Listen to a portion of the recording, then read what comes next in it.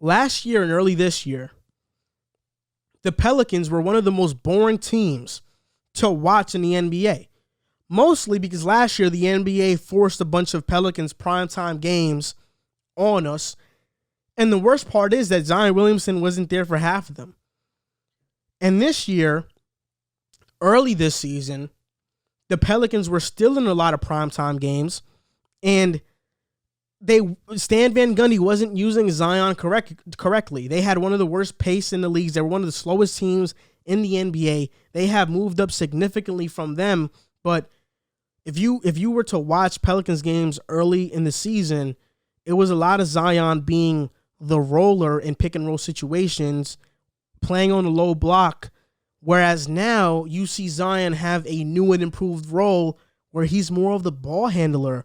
And Stan Van Gundy is giving Zion the ball to play make and make decisions. They are running their offense through Zion. And I think most people can agree with the sentiment that Zion having that new role has made people reinterested in the Pelicans and in Zion Williamson. Because early this season, it felt like people already had Zion Williamson fatigue. But Zion this season is averaging 25, 6.8 rebounds per game, 3.1 assists per game. He's shooting 61.8% from the field and 37.5% from the three and about 71% from the line.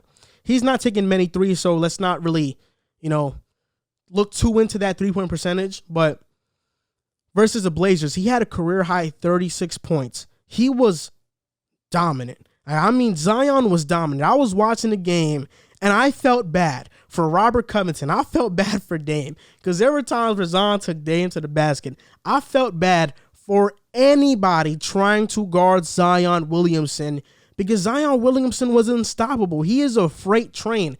The thing with Zion is that he is one of the most dominant players in the NBA currently. Whenever he puts his shoulder down and decides to drive to the basket, I'm certain that no one can stop him. There may be a few players that can, but for the most part, no one can stop him. He's too fast for bigs, and he's way too strong for guards. I mean, have you ever seen Zion Williamson getting ready for a free throw? You can just see the muscles ready to pop out of his arms. He is really strong. I mean, his physique is amazing. And what doesn't get talked about is how good Zion's handles are. Now that Stan has been putting the ball in Zion's hands more, we've seen it come to life more. I mean, I saw Zion driving to the basket, going right, then going behind the back, coming back left, and then driving to the basket, or setting up a dribble, going between the legs, crossover, going to the basket. And this spin that he does, I mean, there is nobody that can stop it. The spin is so quick, and he has amazing touch around the basket. Zion is truly a special player and a special talent, and he's already great. His new role in offense has gave him more playmaking opportunities, and he's becoming the first option on the team. And if you noticed before, the team used to play through Brandon Ingram. He was their first option. He was their main guy. He was their closer. And Stan Van Gundy had Zion playing mostly on the low block and played mostly as a roll man in pick and roll situations instead of being the ball handler on the team.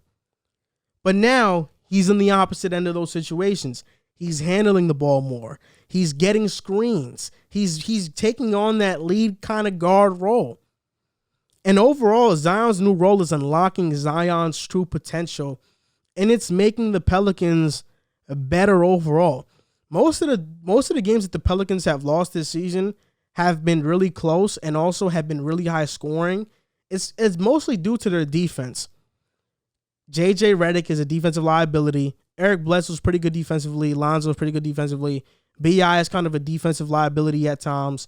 And Zion, I still don't know. I still don't know if Zion's a good defender or a really bad defender or just a bad defender. I really haven't looked too much into it. But all I know is that he makes highlight blocks. And I saw one against the Blazers when he made one against Gary Trent Jr. It was like an emphatic block. I want to see more of this from Zion. I think that he's going to be the first option on the Pelicans moving forward. And I want to see how far the Pelicans can go with Zion doing this. With Zion doing this, I mean, he is 20 years old? He might be 21. He might be 21 or he might be 20. It's one of those. And he's already playing at an all-star level. Man, who's to tell how good Zion Williamson can be? I mean, we were all excited for him coming out of Duke. And we all kind of knew he was going to be this. But to be this fast is pretty scary for the rest of the league. Like I said, each time I would watch Zion, he is just an unstoppable force. Like, nobody can guard him. He is so fast and so strong and jumps so high. And he's also a very good passer as well. People don't mention that about his game. There are a couple things people don't mention. He's a very good passer. He's a very good ball handler. A lot of things about Zion. And, people question his jump shot coming into the NBA, but he's actually shot the ball pretty good. He has a pretty good mid-range jumper on him. He's making threes when he takes them. And his free throw percentage has gotten better from his rookie year to now. I can't wait. I can't wait to keep watching Zion Williamson develop. I feel like I'm watching a superstar right before my eyes beginning to blossom.